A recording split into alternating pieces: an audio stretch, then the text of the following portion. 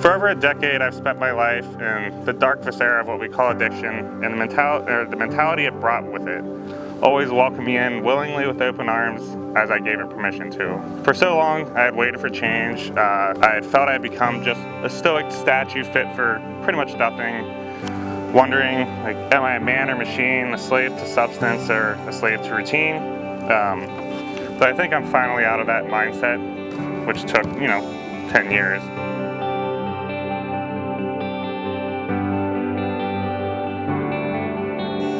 Throughout that time, my best friend Annie, whom unfortunately passed away from a heroin overdose, as I almost said a few times, was with me throughout the majority of it.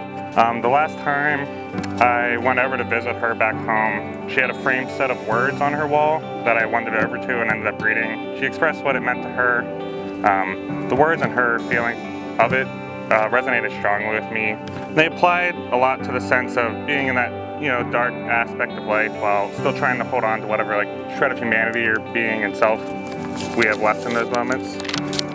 And it was written by Jamie Hall, who I later found out was a lyricist for an artist named Polaris, which I actually have started to enjoy very much. And it goes as such. It's kind of somber, but it is what it is. At the mantle of the heart, a river flows inside. We drain ourselves in steady streams until the river runs dry. At times these tides define us, deny us of ourselves, a finite source of optimism that leaves a hollow shell. And as the seasons pass and winter's numbing cold gives way to pain, we light these fires to sit beside as we pray like hell for rain.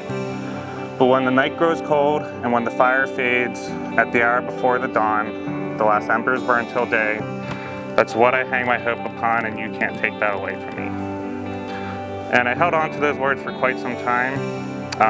Just, for what I stated before, just trying to not lose control of myself entirely. But in the end, we're all only here because we found it's harder to feel than to numb what's real.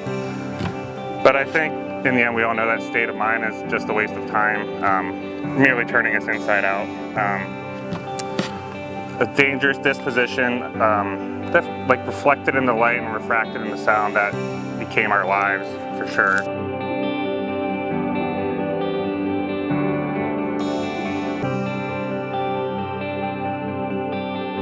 I know I left here early once before, and I'm back again now within 6 months. I left of my own accord. It was good for a month, and then, here I am again. Every sorrow, every misery can and will be brought to light when you put it in a story or a lie. No self-sought fury can bring back the glory of innocence. So if you're thinking of leaving early, I highly suggest that you're the ones that truly need to stay. If you could be in my shoes again.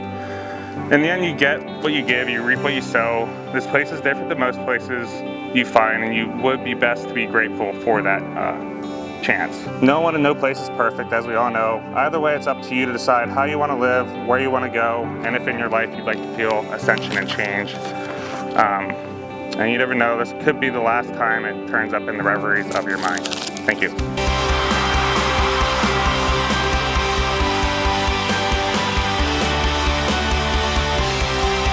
We believe that you should empower the individual and that we need to show them what went wrong and then give them their power back so that they can tackle addiction as an issue and overcome that. With your program, how successful are you? And so we track them all the way through the program and then after the program. And last year we ranked #1 in the entire nation based off of success and overall results. So if people wanted to get more information, where do they go?